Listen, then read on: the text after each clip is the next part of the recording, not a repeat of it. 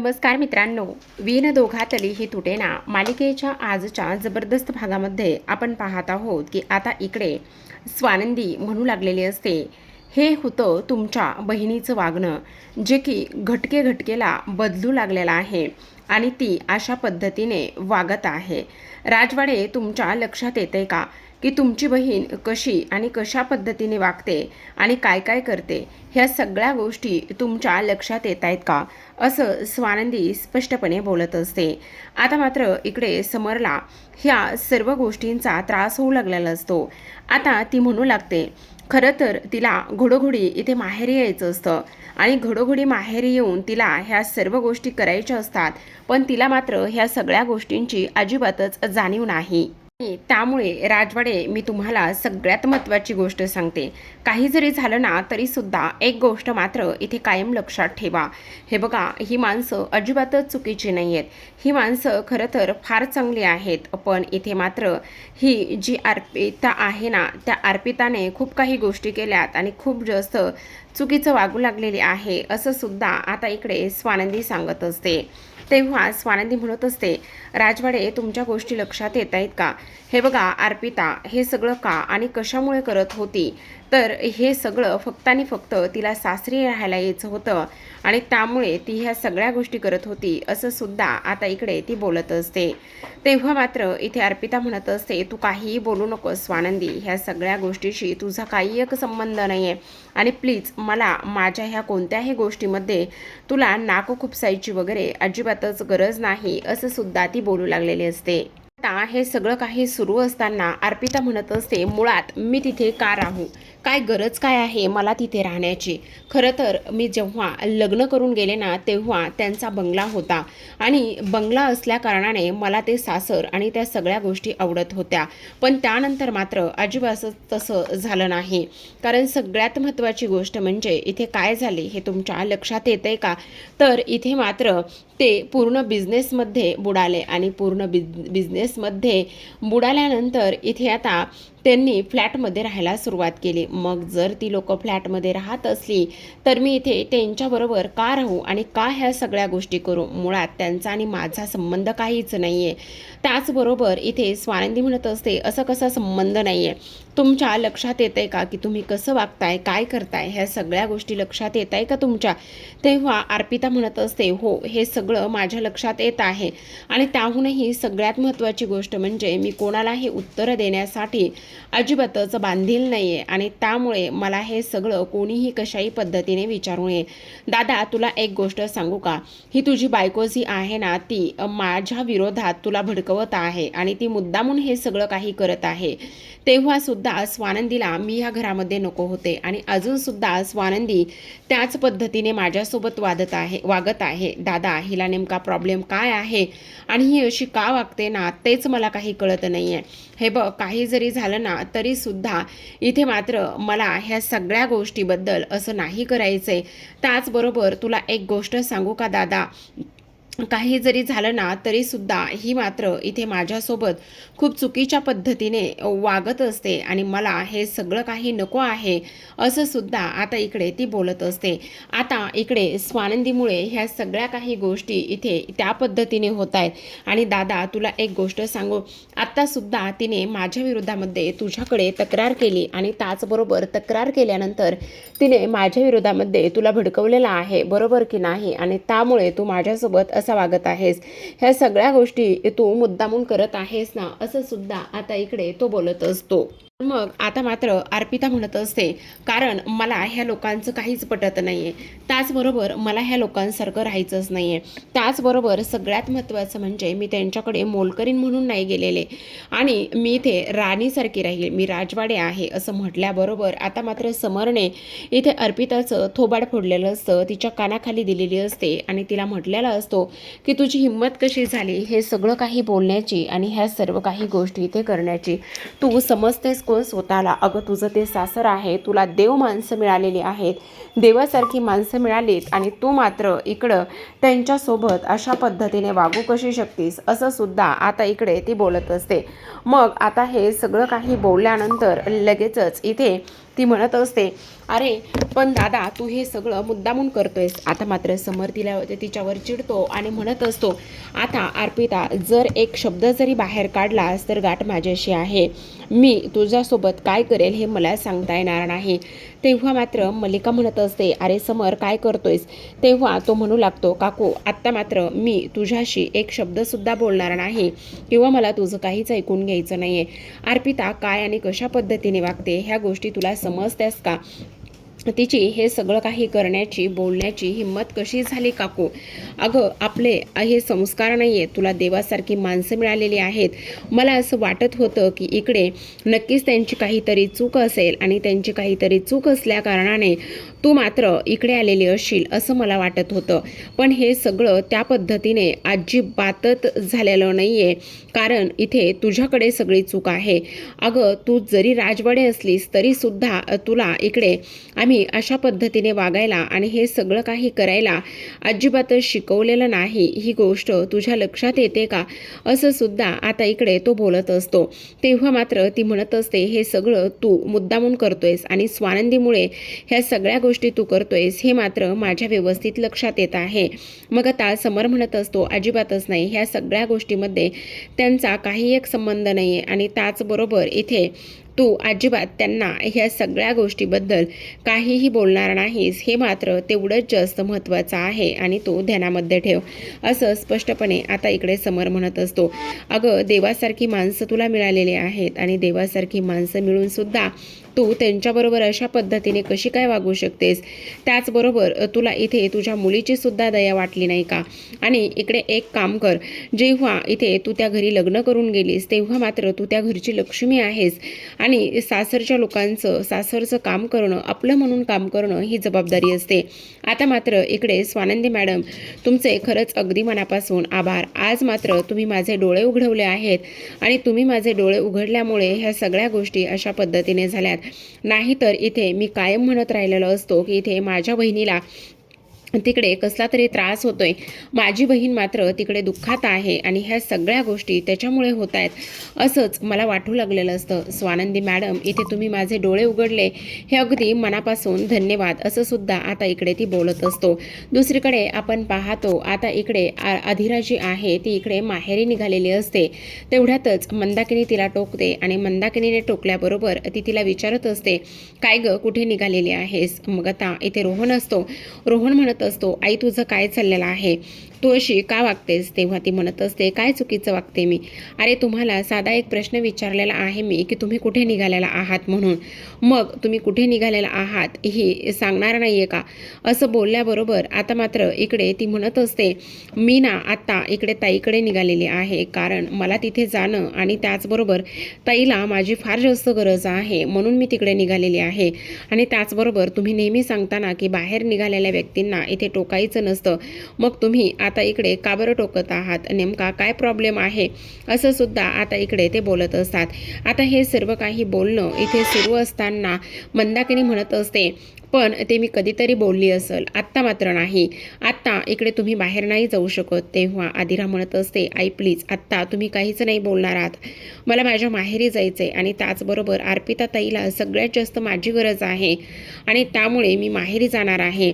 मग आता इकडे मंदाकिनी म्हणू लागते, काही गरज नाही आहे तिकडे जाण्याची आणि त्याहूनही सगळ्यात महत्त्वाची गोष्ट म्हणजे तुझी बहीण जरी तिकडे एकटी असली तरीसुद्धा तुला ह्या सगळ्या गोष्टी करण्याची काही गरज नाही हे मात्र तुझ्या इकडे लक्षात येते का असं सुद्धा आता इकडे ती बोलत असते. मग आता ती म्हणत असते, हो का अगं पण मी का नाही जायचं आहे ते तरी सांगा. तेव्हा मंदाकिनी म्हणू लागते, अगं माझी आता भिशीची पार्टी आहे, भिशीच्या बायका येणार आहात, मग त्यांचं चहा नाश्त्याचं कोण बघणार आहे. मी असं लंगडत लंगडत मी त्यांच्यासाठी चहा नाश्ता करणार आहे का. तेवढ्यातच स्वानंदीचे बाबा बाहेर येतात. ते म्हणत असतात, आहे मी करेल सगळं काही.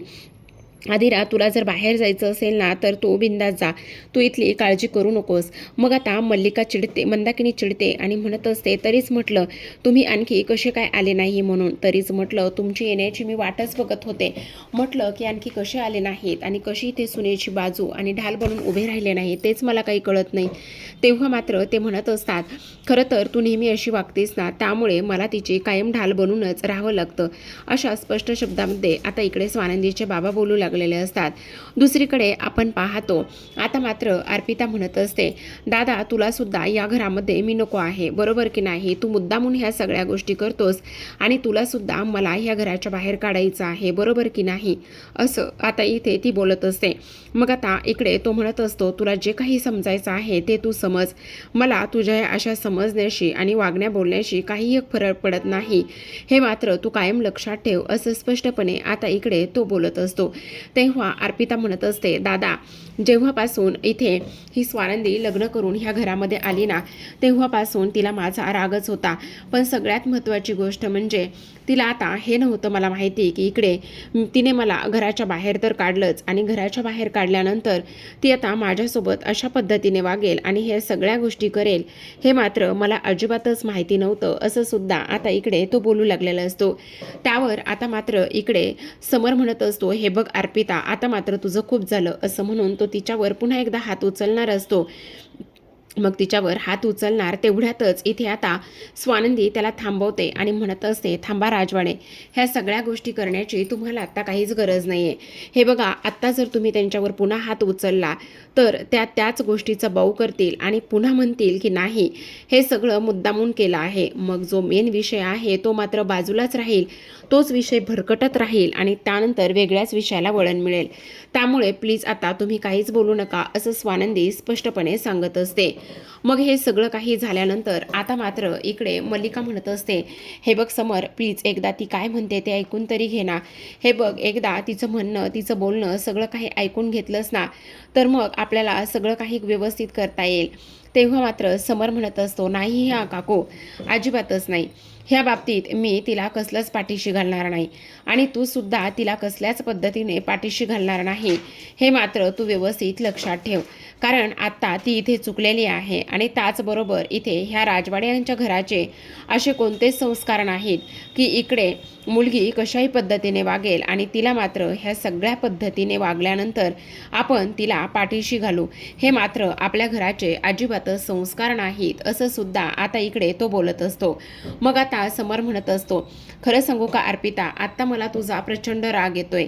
जर स्वानंदी मॅडमने मला अडवलं नसतं तर मी आता इकडे तुझं अजून एकदा थोबाड फोडलं असतं.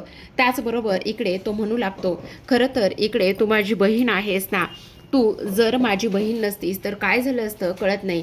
अगं एक बहीण म्हणून तुझ्यावर आम्ही संस्कार करायला कुठे कमी पडलो हेच मला काही केल्या कळत नाही. तू अशी कशी वागू शकतेस ना ते सुद्धा मला काही कळत नाही आहे. का वागतेस असं, बोल ना, आम्ही कुठे कमी पडलो गं तुला, आमच्याकडून कुठे चूक झाली इथे संस्कार करायला. अगं तू इथे कोण आहेस? अगं सगळ्यात महत्त्वाची गोष्ट म्हणजे तू त्या घरची सून आहेस आणि तू त्या घरची सून असून सुद्धा जर अशा पद्धतीने वागत असलीस तर ह्या सगळ्या गोष्टींचा काय संबंध समजायचा?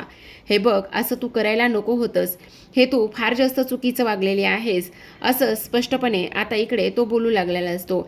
मग आता हे सगळं काही बोलल्यानंतर इथे मात्र स्वानंदी समरला म्हणत असते, हे बघा अजिबातच तुम्ही ह्या सगळ्या गोष्टींचा स्वतःला त्रास करून घेऊ नका, कारण त्यांना कितीही काही बोललं तरी सुद्धा उपयोग नाही. दुसरीकडे स्वानंदीचे बाबा म्हणू लागतात, अगं तू अशा पद्धतीने वागतेस बोलतेस त्यामुळे मला तिची नेहमीच ढाल बनून राहावी लागते. मग मला एक गोष्ट सांगा, माझ्या सगळ्या मैत्रिणी येतील आणि सगळ्या मैत्रिणी आल्यानंतर तुम्ही आता इकडे त्यांच्यासमोर अशा पद्धतीने हे सगळं काही करणार आहात का? आणि त्या मला काय म्हणतील? तेव्हा स्वानंदीचे बाबा म्हणत असतात, म्हणजे तुला एक म्हणायचं आहे का की इकडे मी त्यांच्यासमोर चहा नाश्ता वगैरे घेऊन गेलो तर तुझा अपमान वगैरे होईल, असं काहीतरी तुला म्हणायचं आहे का? तेव्हा ती म्हणत असते, हो मग जर तुझा अपमान होईल, तुला जर वाईट वाटेल तर तू एक काम कर ना, हे बघ काही जरी झालं तरी सुद्धा तू मात्र इथे स्वतः एक काम कर, तू त्यांच्यासाठी चहा आणि नाश्ता ह्या सगळ्या गोष्टी तू इथे घेऊन जा, म्हणजे तुला ना इकडे ह्या सगळ्या गोष्टी करण्याची काही गरजच नाही पडणार. आदिरा बाळा हे बघ, तू ना ह्या बाईच्या अजिबातच नादी लागू नकोस, कारण तुला एक गोष्ट सांगू का, ही बाई जी आहे ना ती इथे कोणाचंही समजून न घेण्याच्या पलीकडे गेलेली आहे, त्यामुळे ह्या सगळ्या गोष्टी करण्याची काहीच गरज नाही असं सुद्धा आता इकडे ते बोलू लागलेले असतात. मग आता हे सगळं काही बोलल्यानंतर इथे मंदाकिनी म्हणत असते, एकतर माझ्या पायाला एवढं लागलेलं आहे आणि माझ्या पायाला एवढं सगळं लागल्यानंतर आता तुम्ही अशा पद्धतीने माझ्यासोबत वागणार आहात का? त्याचबरोबर तुम्ही असं कसं काय वागू शकता हे सुद्धा मला इथे समजत नाही असं सुद्धा आता इकडे ती बोलत असते.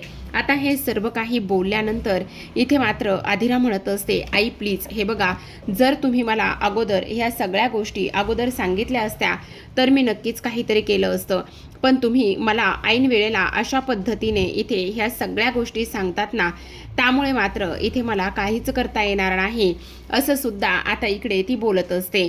त्याचबरोबर आता मात्र इकडे दुसऱ्या बाजूला समर म्हणत असतो, कारण तुला एक गोष्ट सांगू का, मला ना आता फार जास्त टेन्शन येते. मल्लिका म्हणू लागते, समर प्लीज एकदा ऐकून घे ना तिचं म्हणणं काय येते. तेव्हा समर म्हणत असतो, नाही हा काकू, अजिबातच नाही, ह्या वेळेला मात्र तू तिला अजिबात पाठीशी घालायचं नाही आहेस. काही जरी झालं तरी मी तिचं म्हणणं आणि ह्या सगळ्या गोष्टी अजिबात एकदासुद्धा ऐकून घेणार नाही, कारण ती ह्या वेळेला फार जास्त चुकीची वागली आहे. मग आता इकडे आजीसुद्धा म्हणत असतात, हे सगळं काही काय आहे, अशा पद्धतीने कोण वागतं आणि त्याचबरोबर ह्या सगळ्या गोष्टी करून हिला नेमकं काय सिद्ध करायचं होतं तेच मला काही कळत नाही. त्याचबरोबर अगं अर्पिता, एवढं चांगलं सासर तुला मिळालेलं आहे आणि तू त्या लोकांसोबत अशा पद्धतीने कशी काय वागू शकतेस. मग आता अर्पिता इथे आजींना सुद्धा उलट बोलत असते आणि म्हणत असते, आजी मला एक गोष्ट सांग, तू जर त्या घरामध्ये म्हणजे इथे काम केलंस तर ते तुला चालणार आहे का? मग आता समर म्हणत असतो, आजी जर ह्या घरामध्ये काम करत असेल तर ती थोडी ना नोकर आहे, ती इथे आपल्या घरासाठी काहीही काम करायला तयार असते, मग तू अशा पद्धतीने नाही वागू शकत आहे. हे बघ अर्पिता, हे फार जास्त चुकीचं आहे. त्याचबरोबर तुला एक गोष्ट सांगू का, इथे तू तुझ्या सासूवर हात कसा उचलू शकतेस तेच मला काही कळत नाही. अगं जर इथे त्यांच्या मनामध्ये आलं ना तर त्या तुझ्यावर सरळ सरळ इथे पोलीस कंप्लेंट करतील आणि त्याचबरोबर तुला इथे जेलमध्ये सुद्धा टाकतील, ही गोष्ट मात्र नीट लक्षात ठेव. आता मात्र इकडे ती म्हणत असते, कारण मला मुळात त्या घरातली कोणतीच लोक आवडत नाही, ना मला त्यांचं खानदान आवडतं, ना मला त्यांची कोणी ती सासू, त्याचबरोबर तो नवरा आणि तो सासरा, ह्या कोणत्याही गोष्टी मला इथे स्पष्टपणे आवडत नाही असं सुद्धा स्पष्टपणे अर्पिता बोलू लागलेली असते. मग आता समर चिडतो आणि म्हणत असतो, हे सगळं काय आहे, तुला डोक्यात भाग पडलाय का? अगं वेडी आहेस का तू? अशा पद्धतीने तू जर वागायला लागलीस तर कसं होणार आहे, कारण हे जे काही लक्षण आहे ना तुझं ते पूर्णतः इथे गुन्हेगारीच आहे. अशा पद्धतीने जर वागत राहिलीस तर तुला इथे ते लोक जेलमध्ये सुद्धा टाकू शकतात असं सुद्धा आता इकडे समर स्पष्टपणे बोलत असतो. तेव्हा अर्पिता म्हणत असते, काय मी आणि गुन्हेगार?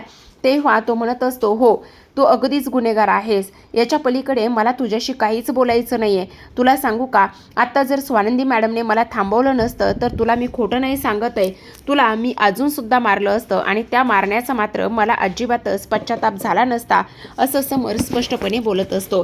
तेव्हा मात्र तुझा ह्या घरामध्ये राहण्याचा काहीच अधिकार नाही, तू आत्ताच्या आत्ता हे घर सोडून निघून जायचं, चालतं व्हायचं असं स्पष्ट शब्दामध्ये तो सांगत असतो. तर प्रेक्षकांनो पाहत राहा विनोदोघात